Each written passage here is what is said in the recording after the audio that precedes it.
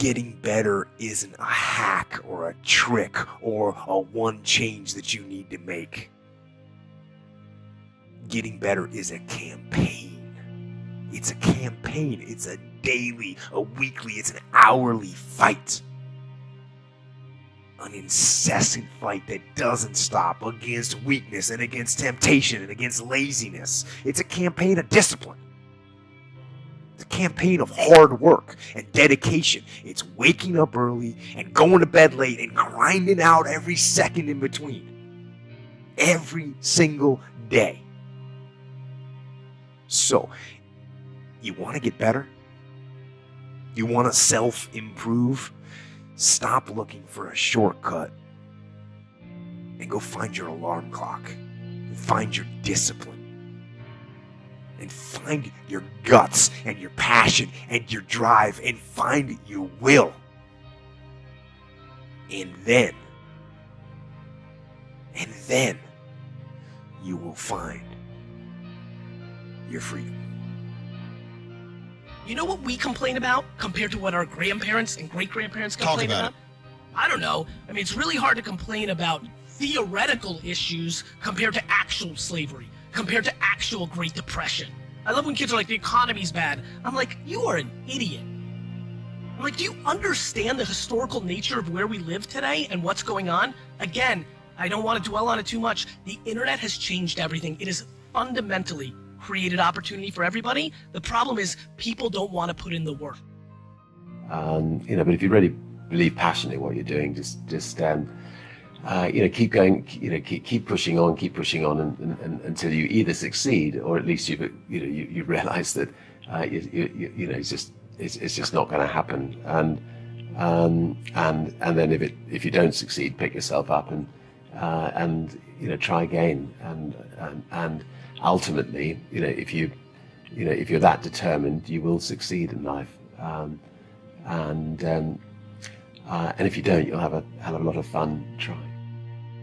I want you all to stay true to the most real, most sincere, most authentic parts of yourselves. I want you to ask those basic questions. Who do you want to be? What inspires you? How do you want to give back? And then I want you to take a deep breath and trust yourselves to chart your own course and make your mark on the world. Maybe it feels like you're supposed to go to law school, but what you really want to do is teach little kids. Maybe your parents are expecting you to come back home after you graduate, but you're feeling a pull to travel the world. I want you to listen to those thoughts. I want you to act with both your mind, but also your heart. And no matter what path you choose, I want you to make sure it's you choosing it and not someone else. Are you making decisions based on the financial rewards? Are you making decisions based on how easy the work will be? I mean, I remember in college, they would give you this book where all the students would rate the classes, and they would rate things like how easy the class was and how much they liked the professor. And, the first year I picked all my classes based on workload, and I picked everything a low workload, and pretty bored, didn't work very hard, which was fine, but nothing was dynamic and nothing really excited me. And I, thank goodness, learned that. And so the second year, I picked all my classes by professor rating, regardless of the workload. So every class I had these dynamic, amazing, incredible human beings passing on their knowledge, and you were excited to work hard for them, And so again, the question is, what are the filters we're using? And so if you're only chasing the mighty dollar, then you will have jobs that'll pay you a little more than the last, but are you enjoying yourself? And I talked to a guy recently who he's in bad shape. Like, he really hates his life, and he's really depressed, and he doesn't know what to do. And so we were going through all his old jobs, and I said, give me a job that you've loved. And he hadn't. Every single job he's chosen out of college, he picked because of the money, and if something offered him more somewhere else, he took it, regardless. And the amazing thing is he plateaued, because if you're only chasing the result, if you're only chasing the thing that makes it easy, right? Then eventually you will get bored, or they'll get bored of you, right? And you plateau. In other words, chasing the almighty dollar, if that's your only thing, it eventually flattens out. Whereas if you're chasing the thing that excites you, the human beings to be around, the work that excites you, the stuff that, you can get passionate about, the irony is you'll actually make way, way more.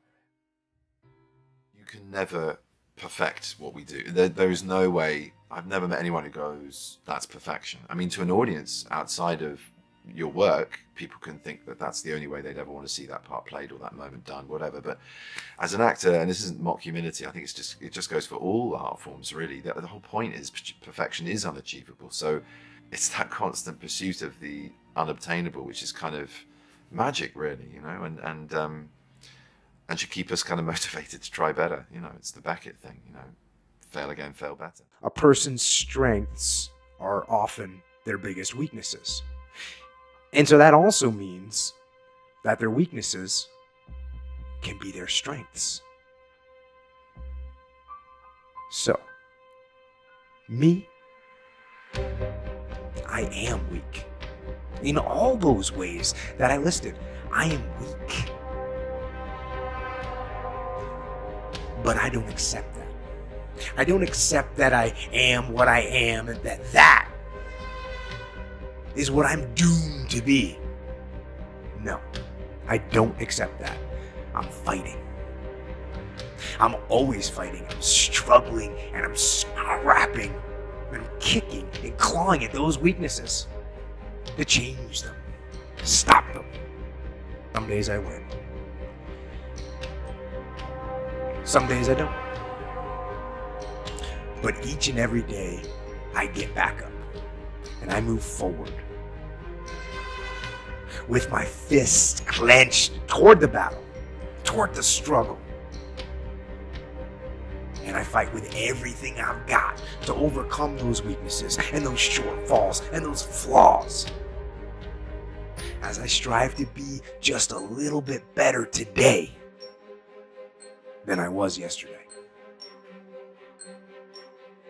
There is another level. The only reason you keep saying there isn't is you feel so exhausted about where you are. But life, the universe, or God is just testing you because there is another level. If this is good, giant jump to excellence, giant from good, poor to good to excellence. There's a level where all your dreams are realized. There's a level that you've always dreamed about. It is real. It has not gone away. But it takes that extra burst when you think there's nothing left, there's no way, you've tried everything 10 million times, and you keep going. It's almost like God is saying, if you keep hitting this wall enough times, I will see that you will not stop, that you are filled with that level of determination, faith, and courage, and then the door opens, and you get to that next level. But what most people don't know is, the next level is just 2 millimeters above. And it's called outstanding, ladies and gentlemen, outstanding. What's it called? What's it called? What's it called? Outstanding, magnificent, unstoppable, extraordinary, not excellent. It's a different level. It's a level where you are not one of the best, you are the best. And you know what's amazing? You only have to be 2 millimeters more than everybody else and you get everything. You get the joy, the laughter, the fun, the family, the passion, the economics, the freedom, the spirit. It's all there. What Jerry Maguire called the quad, baby. All of it. And it's just 2 millimeters above, and most excellent people give up because they're exhausted. And there's some people who go, the harder I hit it, the more I hit it, sooner or later it's going down. I'm not stopping. When you actually sit down at 6 p.m. to study and you open that book up, instead of thinking, okay, how do I get this done faster so that I can go watch some TV or play some video games? No. You sit down and you say, oh, this is a fascinating thing here that I'm studying about life. This is so much more rewarding and has so much more value than watching TV or playing a video game. And look, I watched a lot of TV during my school years, and I played a lot of video games during my school years, so I know how that goes. Those things can be exciting in the short term, but there's so much value and richness in the studying. You got to connect yourself to that, right? It's not like adults are just telling you to study for study's sake. That's a stupid reason. Again, connect inside to your own original motivations. But I just feel like if you can figure out the thing that makes you tick, find that thing. And the other thing I would say, I guess, is a lot of young people, I find, are under such pressure. There's a kind of sense of it's all or nothing, which I think is really unfair. Meaning, I don't know if it's the media and the way things are presented, or if it's because there's so much success that is celebrated in society, but there is a sense, I've heard enough that I feel like I haven't thought of this till now, that it is a kind of theme, that young people feel like if they don't know what they're born to do, that they're somehow broken. And I think that it needs to be looked at differently, which is that it means if you don't know that thing, it means that every door is the possibility. That's a beautiful thing. So I just feel like I would say don't stress yourself out.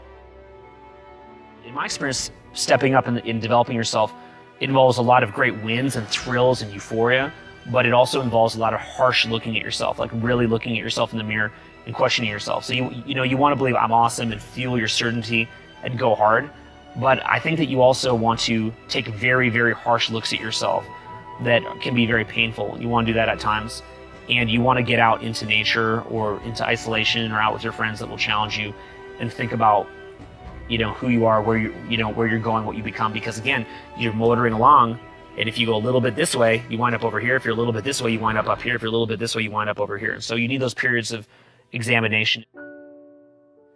To learn how to recognize your own strengths and weaknesses.